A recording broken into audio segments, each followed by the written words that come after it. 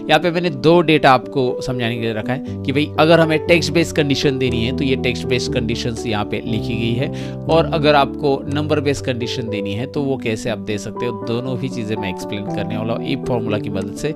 If formula के बाद हम इफ एंड के साथ कैसे इस्तेमाल करते हैं और के साथ, वो आगे पार्ट वाइज देखते जाएंगे। फिलहाल इफ फॉर्मूला यहाँ पे हम डिटेल में देखने वाले हैं। तो मेरे पास डेटा क्या है पहले समझ लो मुझे क्या लेना है। तो मुझे यहाँ पे सीरियल नंबर है, यहाँ पे टीम लीडर दिया गया है, यहाँ पे प्रोजेक्ट दिया गया है, और मुझे निकालने के लिए बोला है यहाँ पे इंसेंटिव येस और नो। तो मुझे कंडीशन भी दी गई है कि भाई जिनका प्रोजेक्ट मार गए, जिन टीम लीडर का प्रोजेक्ट मार गए आपको दिखाई दे रहा है, उन सभी को इंसेंटिव येस है। मतलब जो लोग मार्क प्रोजेक्ट पे काम कर रहे हैं बेसिकली उनको येस देना है, उनके सामने येस लिखा हुआ आना चाहिए, और जो लोग रॉक प्रोजेक्ट पे काम कर रहे हैं उनके सामने नो लिखा हुआ आना चाहिए। ये हमारा सिंपल सा टास्क है। ओके, ये टेक्स्ट बेस्ड कंडीशन है, यहाँ पे मुझे टेक्स्ट बेस्ड देना है कंडीशंस को। और दूसरा एग्जांपल भी समझा देता हूँ अभी कि भाई यहाँ पे वही टीम लीडर है, उनका सेल्स दिया है, और जिनका भी सेल्स 1 लाख से ज़्यादा है, सिंपल सी कंडीशन है, 1 लाख से ज़्यादा जिनका भी सेल्स यहाँ पे लिखा गया है, जैसे गणेश मिश्रा का नहीं है, अरविंद सिंह का नहीं है, लेकिन ये है,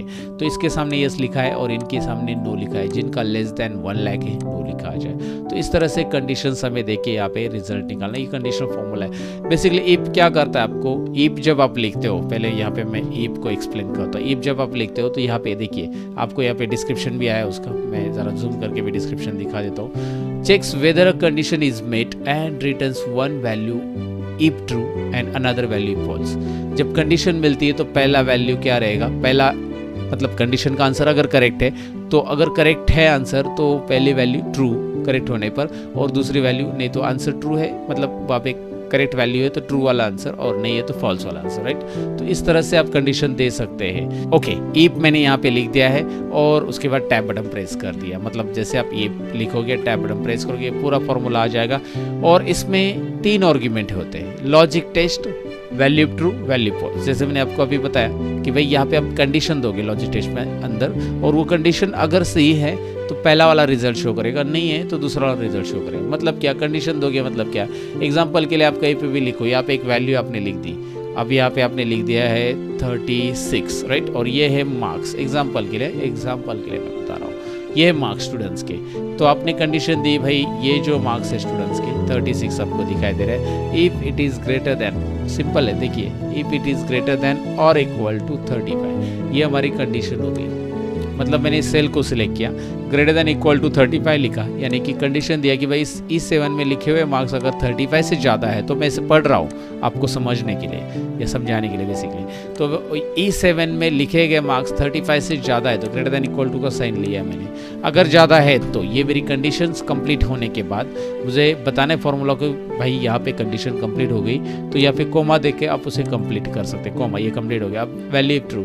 अगर 35 से ज़्यादा है तो क्या लिखें, तो इन्वर्टेड कोमा में हमेशा रिजल्ट इन्वर्टेड कोमा में लिखना है। जब वो टेक्स्ट है तो याद रखना है हमेशा रिजल्ट इन्वर्टेड कोमा में ही आएगा, टेक्स्ट बेस्ड रिजल्ट। और वो नंबर है तो इन्वर्टेड कोमा की जरूरत नहीं, जैसे ये 35 को हमने लिखा नहीं है इन्वर्टेड कोमा, क्योंकि नंबर को जरूरी नहीं, टेक्स्ट है तो इन्वर्टेड कोमा देते समय शिफ्ट और इन्वर्टेड देना है, ऐसा सिंगल नहीं देना है। बहुत लोग ऐसा सिंगल इन्वर्टेड देते हैं और उनको लगता है कि यार उन्होंने डबल दे दिया, ये डबल नहीं है, शिफ्ट एक साथ आना चाहिए, डबल इन्वर्टेड फिर पास और shift, double inverted close. Okay, inverted coma close हो गया, पास का कोमा करेंगे। अगर ये वैल्यू ट्रू है तो ये वाला रिजल्ट शो हो जाएगा, मतलब अगर 35 से ज़्यादा है। और वैल्यू अगर फॉल्स है, जो ये वैल्यू ये कंडीशन जो है, इसका मतलब वैल्यू मतलब यही कंडीशन अगर फॉल्स है तो यहाँ पे फेल रहेगा स्टूडेंट्स, आपको फेल। लेकिन फेल को भी डबल इन्वर्टेड कोमा में लिखना ना भूलिएगा। देखिए जहाँ पे एक भी कोमा मिस नहीं करना है, मैं हमेशा कहता हूँ कोमा मत मिस करो, नहीं तो फॉर्मूला कोमा में जाएगा, right. So bracket close and enter. ओहो राइट, 34 करो फेल, 35 करो पास ही रहेगा आपको, 38 करो पास ही रहेगा, 99 करो पास ही रहेगा। लेकिन अगर वो 31 या फिर 30 के नीचे आ जाता है तो वो फेल ही रहेगा। कंडीशन समझ में आपको? तो ऐसी कंडीशंस हम यहाँ पे लिखने वाले हैं। सिंपल से मैंने नंबर का कंडीशन दिखा, वैसे ही टेक्स्ट बेस है।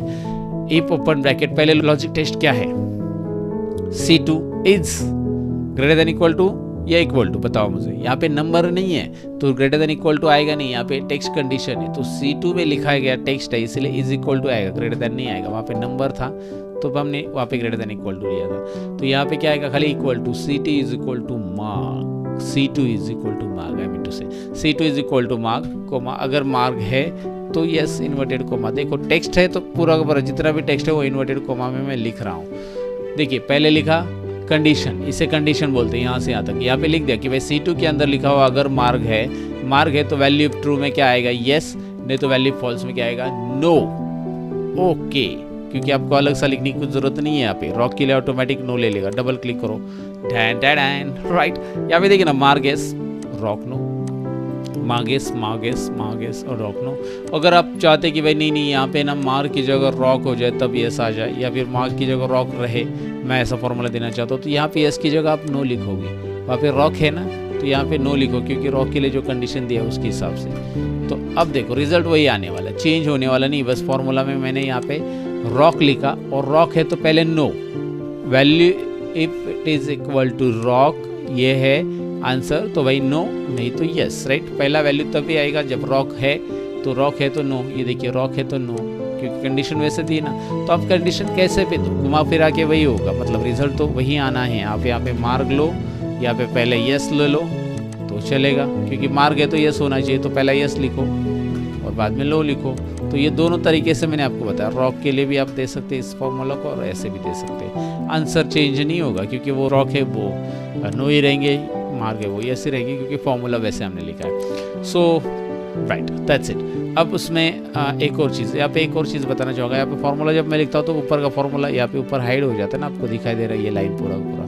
तो एक्सेल में इसका सोल्यूशन ये है कि आप इसे ये अलाइनमेंट दे दो, टॉप अलाइन, और फिर आप देखोगे यहाँ पे डबल क्लिक करोगे कि तो ये ऊपर का लाइन जो है ना, ऊपर का टेक्स्ट दिखाई दे रहा है अभी टॉप अलाइन। अगर ये बॉटम अलाइन है तो इस तरह से हो जाएगा। इवन आप सेंटर अलाइनमेंट करते हो हाँ तो भी चलेगा, सेंटर अलाइनमेंट भी चलेगा, टॉप भी चलेगा, लेकिन ये बॉटम अलाइनमेंट है और डबल क्लिक करते हो तो ऊपर देखो इंसेंटिव गायब हो जाता है, ऊपर स्पेस आ जाता है इस तरह से। और टॉप करते हो तो वही चीज़ आपको नीचे ब्लैंक दिखाई देगा, और सेंटर करते हो तो प्रॉपर हो जाएगा। हाँ सेंटर में भी नीचे ब्लैंक होता है, ओके कोई इशू नहीं है। फिलहाल ऊपर का तो हट जाता है ऊपर से, मतलब टाइटल दिखाई देता है यहाँ पे कुछ। तो ये मैंने आइडिया दे दिया आपको। अब एक फॉर्मूला को थोड़ा सा और डिटेल में समझ लेते हैं इसके ज़रिए। यहाँ पे नंबर लिए है, और नंबर अगर 1 लाख के ऊपर है तो is equal to if open bracket this cell if it is greater than equal to मतलब 1 लाख भी इंक्लूडिंग, राइट। 1 लाख से ज़्यादा है तो क्या, तो यस इन्वर्टेड कोमा में, नहीं तो इन्वर्टेड कोमा में लिखो। इन्वर्टेड कोमा में लिखना मत भूलो दोस्तों, नहीं तो नो, राइट। इस तरह से आपको इसे एंटर करें। ज़रा फॉर्मूला देखिए, मैं जूम कर लेता हूँ। पहला है इतना है लॉजिक टेस्ट, ये नंबर है, नंबर में इन्वर्टेड कोमा नहीं आता है तो मैंने इन्वर्टेड कोमा कहीं पे दिया नहीं है। ग्रेटर देन इक्वल टू आएगा क्योंकि मुझे 1 लाख और उससे ज़्यादा, 1 लाख है वहाँ पे 1 लाख भी लिखा है तो भी उसे यस आ जाए, और 1 लाख के ऊपर है तो भी यस आ जाए। 1 lakh so greater than equal to. अगर मैं खाली इक्वल टू लिखूँ तो खाली 1 लाख रहेगा तो ही आएगा, या फिर मैं खाली ग्रेटर देन लिखूँ तो यहाँ पे 1 लाख अगर एग्जैक्ट वहाँ पे सेल्स है तो उसको नो आ जाएगा, क्योंकि इक्वल टू मैंने ले लिया ना, 1 लाख को इंक्लूड नहीं किया है, याद रखो। सो एंटर, इस तरह से मैंने ग्रेटर देन इक्वल टू ले लिया है, एंटर कर। तो आप चेक कर सकते हैं, देखिए जहाँ जहाँ 1 लाख और 1 लाख से ऊपर है तो उन सभी को यस ही आएगा, राइट। इवन यहाँ पे अभी 1 लाख डाल के देखता हूँ मैं, 1 लाख ओके तो भी यस ही है। जब मैं इसको 99,000 करूँगा तो नो आ जाएगा, राइट, या 99,999 किया तो भी नो ही रहेगा, क्योंकि 1 लाख से नीचे हो। सो यस कहाँ पे है, नो कहाँ पे है, और कैसे क्राइटेरिया देना है आपको, डेफिनेटली ई फार्मूला का ये आइडिया आ चुका होगा। प्रैक्टिस ज़रूरी है इसके ऊपर, थोड़ा सा प्रैक्टिस कीजिए तभी हम आगे के फार्मूला की तरफ बढ़ पाएंगे, क्योंकि आगे हमें इफ के साथ एंड और भी लगाना है। एंड का देखेंगे, और का देखेंगे, स्टेप बाय स्टेप सारे देखेंगे पार्ट वाइज, बट इसका प्रैक्टिस ज़रूर कीजिए पहले, फिर आगे का जो टॉपिक है ना समझ में आएगा। Thank you.